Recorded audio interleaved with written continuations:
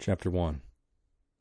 You don't know about me without you have read a book by the name of The Adventures of Tom Sawyer, but that ain't no matter. That book was made by Mr. Mark Twain, and he told the truth, mainly. There was things which he stretched, but mainly he told the truth. That is nothing. I'd never seen anybody but lied one time or another. Without it was Aunt Polly or the widow or maybe Mary. Aunt Polly, Tom's Aunt Polly she is, and Mary and the widow Douglas is all told about in that book, which is mostly a true book with some stretchers, as I said before. Now the way that the book winds up is this. Tom and me found the money that the robbers hid in the cave, and it made us rich. We got $6,000 apiece, all gold. It was an awful sight of money when it was piled up. Well, Judge Thatcher, he took it and put it out at interest, and it fetched us $1 a day apiece, all the year round. More than a body could tell what to do with. The widow Douglas, she took me for her son, and allowed she would civilize me. But it was rough living in the house all the time, considering how dismal, regular, and decent the widow was in all her ways. And so when I couldn't stand it no longer, I lit out. I got into my old rags and my sugar hogshead again, and was free and satisfied. But Tom Sawyer, he hunted me down and said he was going to start a band of robbers, and I might join if I would go back to the widow and be respectable. So I went back. The widow, she cried over me and called me a poor lost lamb, and she called me a lot of other names too, but she never meant no harm by it. She put me in them new clothes again, and I couldn't do nothing but sweat and feel all cramped up. Well, then the old thing commenced again. The widow rung a bell for supper, and you had to come to time. When you got to the table, you couldn't go right to eating, but you had to wait for the widow to tuck down her head and grumble a little over the victuals, though there weren't really anything the matter with them. That is, nothing, only everything was cooked by itself. In a barrel of odds and ends, it is different. Things get mixed up, and the juice kind of swaps around, and the things go better. After supper, she got out her book and learned me about Moses and the bulrushers, and I was in a sweat to find out all about him.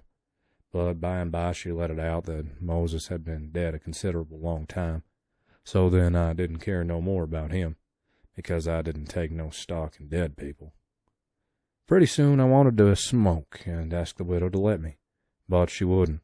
She said it was a mean practice and wasn't clean, and I must try to not do it any more. That is just the way with some people. They get down on a thing when they don't know nothing about it. Here she was a-bothering about Moses, which was no kin to her and no use to anybody, being gone, you see. Yet finding a power of fault with me for doing a thing that had some good in it.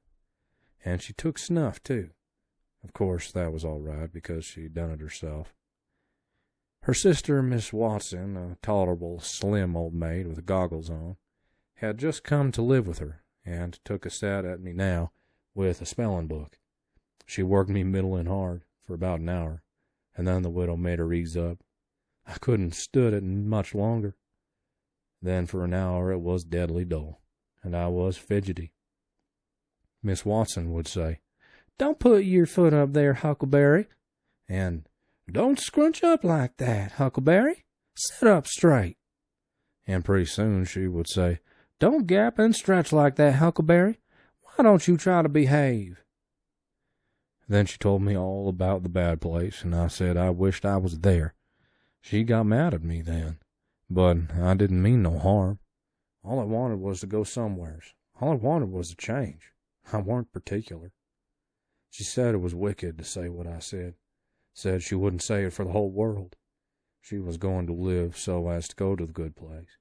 Well, I couldn't see no advantage in going where she was going, so I made up my mind I wouldn't try for that.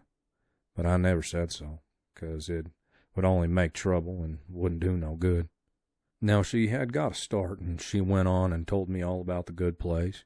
She said all a body would have to do there was go around all day long with a harp and sing forever and ever. So I didn't think much of it, but I never said so. I asked her if she reckoned Tom Sawyer would go there, and she said not by a considerable sight. I was glad about that, 'cause I wanted him and me to be together. Miss Watson, she kept pecking at me, and it got tiresome and lonesome.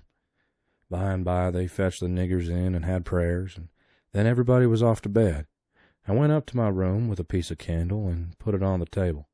Then I sat down in a chair by the window and tried to think of something cheerful, but it warn't no use.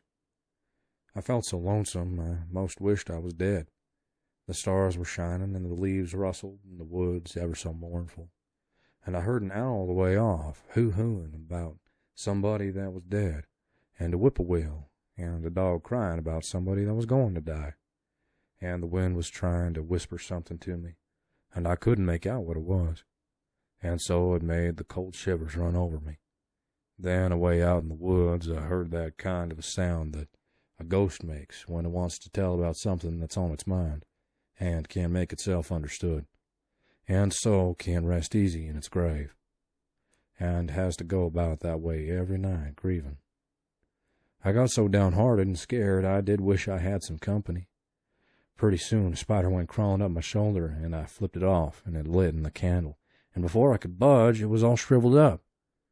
I didn't need anybody to tell me that that was an awful bad sign, and would fetch me some bad luck, so I was scared and most shook the clothes off of me.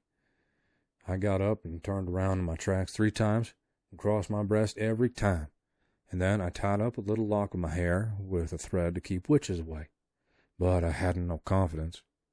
You do that when you've lost a horseshoe that you found, instead of nailing it up over the door. But I had never heard anybody say it was any way to keep off bad luck when you killed a spider. I sat down again, shaking all over, and got out my pipe for a smoke, for the house was all as still as death now, and so the widow wouldn't know. Well, after a long time I heard the clock away off in the town go boom, boom, boom, 12 licks, and all still again, stiller than ever. Pretty soon I heard a twig snap down in the dark amongst the trees. Something was a-stirring. I sat still and listened. Directly I just barely hear a meow, meow down there. That was good, says I. Meow, meow, soft as I could, and then I put out the light and scrambled out of the window onto the shed. Then I slipped down to the ground and crawled in among the trees, and sure enough, there was Tom Sawyer waiting for me.